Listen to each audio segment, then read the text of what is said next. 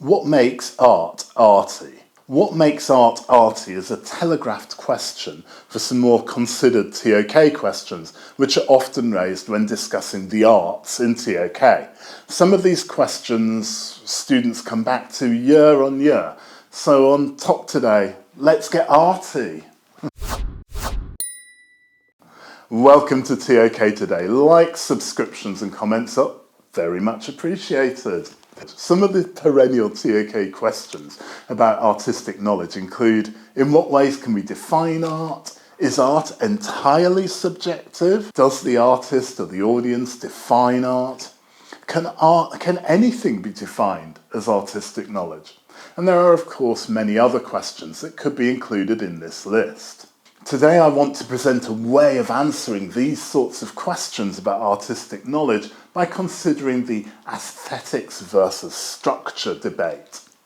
At the beginning, it's useful to recognise that the arts and artistic knowledge includes music, literature, visual art, film, sculpture, textiles, and these art forms can often lead us to ask whether it's the subjective beauty perceived by the observer or the underlying structures or theories of the artistic knowledge that constitute the foundation of that knowledge.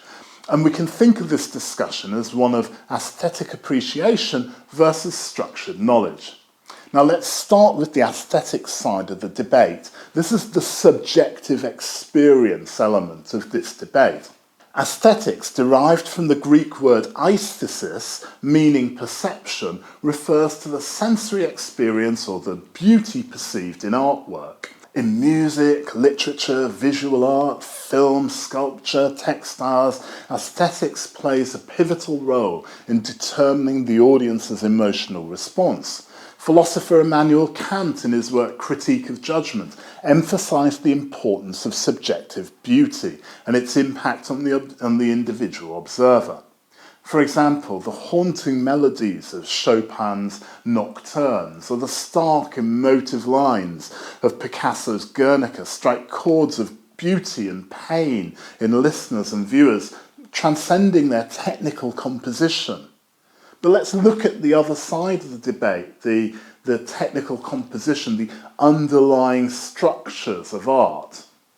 Artistic knowledge is rooted in established theories and structures. In music, this includes the understanding of chords, scales and rhythms. Chromatic theory in visual art and the rule of thirds in photography and painting provide artists with guidelines to create balanced and harmonious compositions.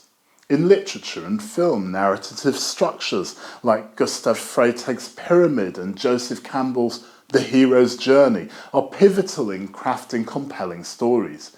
Now, these structures are not just technicalities, but they're the backbone of artistic creation. They offer a template for artists to innovate and to express their ideas. So let's focus into the debate between aesthetics and structures in music, for example, and we could look at harmony and melody. So in music, the juxtaposition of aesthetics and structure is pronounced. The chord progressions in a piece by Bach or the innovative use of tritone in Beethoven's compositions underpin the emotional response that they evoke. Music theory is not just a set of rules, it's a language that enables composers to convey emotions and stories and so on. For example, the use of minor keys to convey sadness or dissonance, to express tension, is a structured approach to creating an aesthetic experience. And we can also consider the relationship between aesthetics and structure in the visual arts. We can see it as being an integration of colour and composition. In visual arts, the interplay of colours, lines and shapes based on chromatic theory and compositional rules, like the rule of thirds or the golden ratio, can form the basis of aesthetic appeal. For example, Monet's Impressionist works, though they're seemingly spontaneous, they're actually underpinned by a deep understanding of light and colour theory. Similarly, the geometric precision in Mondrian's abstract works conveys beauty through structured form and colour. Moving on to focus on literature and film, we could consider narrative and form. In literature and film, narrative structures guide the unfolding stories. Shakespeare's use of iambic pentameter in his plays provides rhythmic structure, enhancing the emotional impact of the words. The three-act structure, common in both literature and film, creates a framework within which stories are told, influencing how the audience perceives and engages with the narrative. So let's start to think of ways of resolving the debate, and that's all about balancing aesthetics and structures. The crux of the debate lies in finding a balance between these two aspects. Artistic knowledge and structures provide a foundation, but it's the artist's aesthetic choices that bring these elements to life. The tension between following rules and expressing subjective beauty is where art truly becomes arty. This tension allows for innovation and creativity, leading to the evolution of art forms and artistic expression.